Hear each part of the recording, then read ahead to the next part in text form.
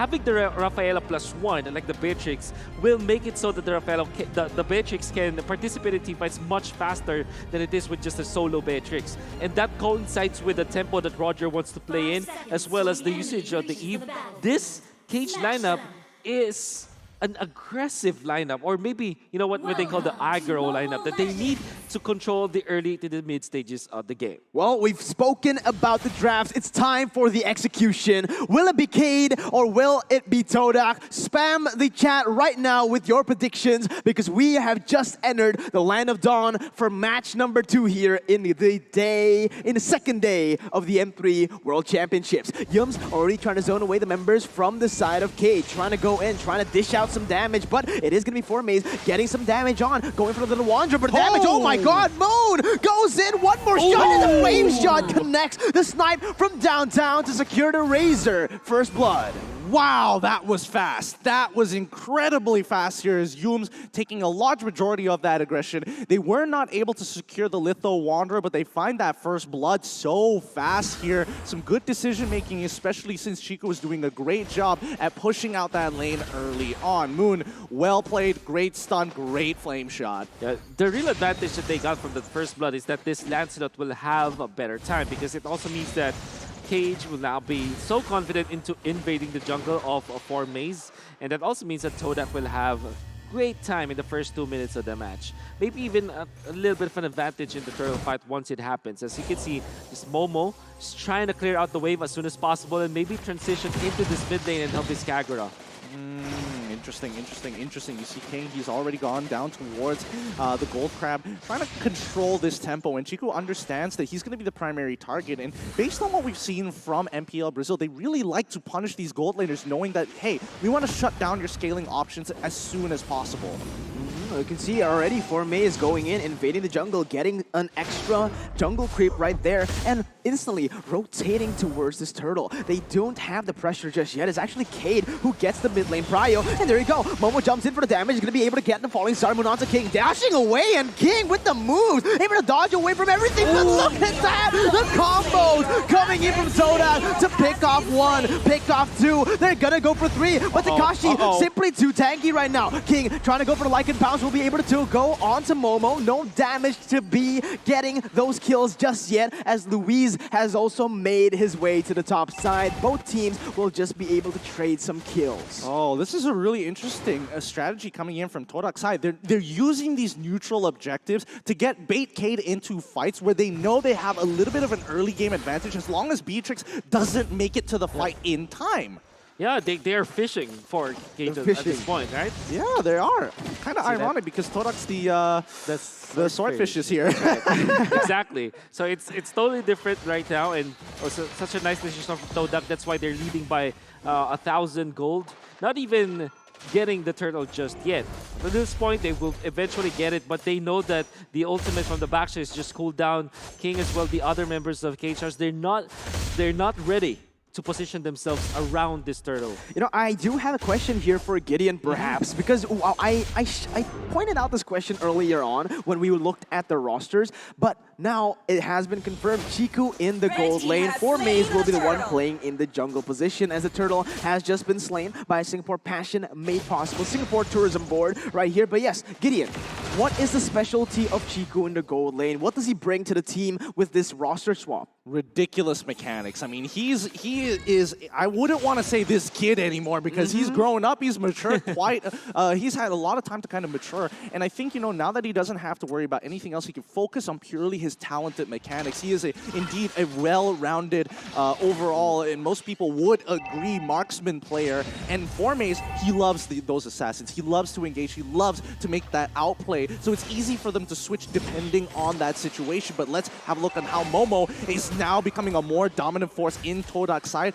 pushing for control on top side of the map. Yeah, you can see Formaze as well going in. Holy Baptism will be able to connect. Real world inflation has been popped. Formaze will be able to get away with the Phantom Execution, as both teams will just choose to disengage. King will be able to secure his own purple buff here and, you know, fend off for himself from that invade. Yeah, very nice recovery from Kate, as we saw.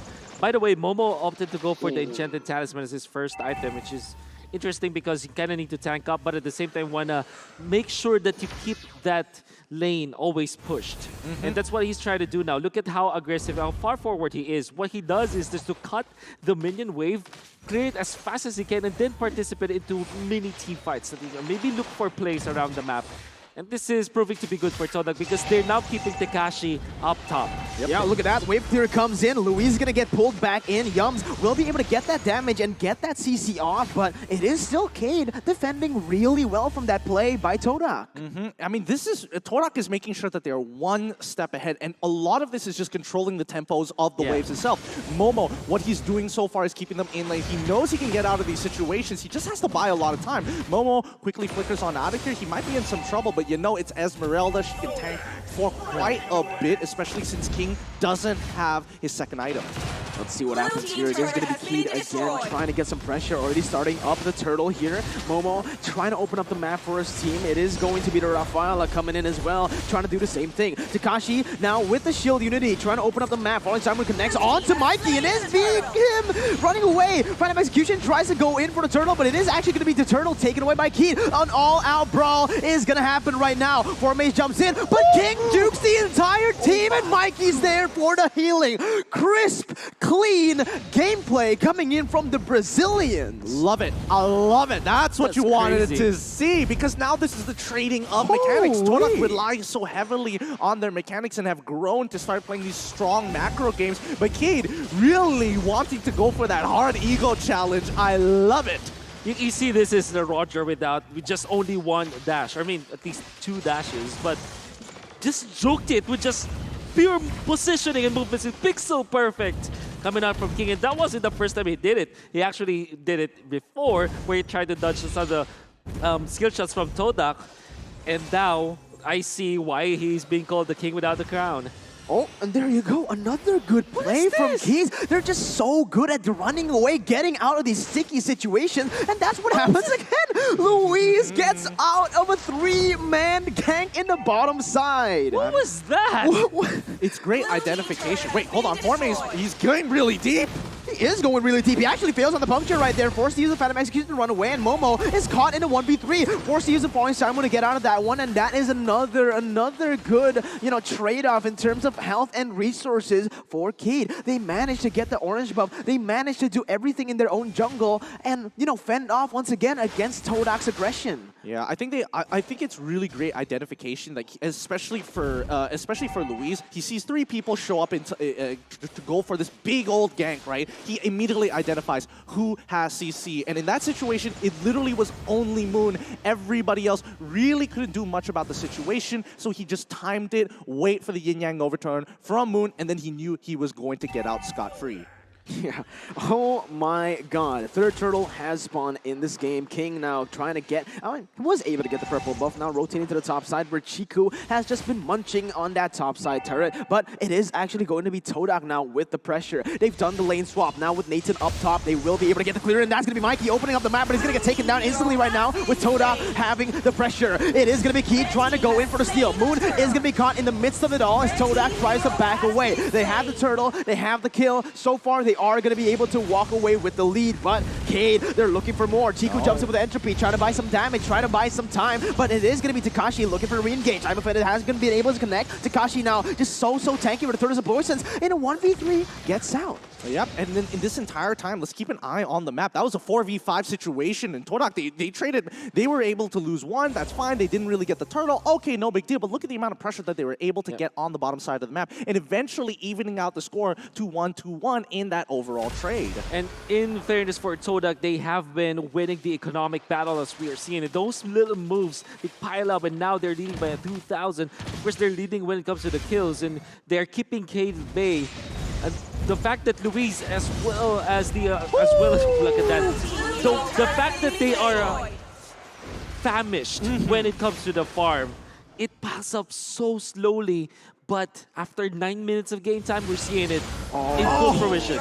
Yeah, there you have it, man. We were mentioning this. Todak, with the aggression, they haven't been able to actually get some pickoffs, but now you can see completely with the map split up already, with the pressure that they got in all of the side lanes. This is Todak at their best. Playing it clean, going for the pickoffs, and one by one, Cade members are falling like flies as Todak look for the pick once again. I'm already connecting to the backside. Prime's going to be the target right now. Still able to run away, but a Phantom Execution comes in. Formaze with a mistake right there. He goes in, overcommitting a little bit, and Cade might have a chance to turn this around, but no, Todak gets a turret, moves away, and lets Formaze just, that's the only thing we're willing to sacrifice. Yeah, and immediately you can see the response from Todak. They know that, okay, Formaze dying kind of bad because in about 9 more seconds, Lord is about to come up. It depends on what Cade wants to do. If they want to take this Lord early, they absolutely can, and Todak will try to slow them down, or they can wait longer for the Luminous Lord, but let's see this fight one more time. Where did it all go wrong, Wolf? Well, definitely the positioning of Luis was there.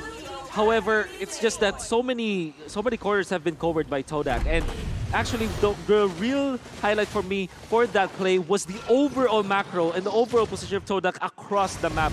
That's why they got so much gold out of that just single play. And Heat going for a very smart decision. They don't have to get Lord right now. It means they want that Luminous Lord. They're going to go for global gold. Let's break that top tier. Oh! No way! Moon goes for the kill, but is actually turned around with the healing that Mikey has here. Keed is able to turn around a pick off, and just like that, they have one pick off in this stage. The Lord is up. The setup is there. Will Cade force this Lord? Agent's just working. Yeah. I've seen this before. Oh my goodness. This happened so many times. In the Philippines, we call this 1v1 against 4. Really? Honestly, this is what we call limit testing. Testing. Yeah, like Moon is trying his stress testing, and same goes for Takashi. He's in trouble. Oh, and Formaze manages to pick him up.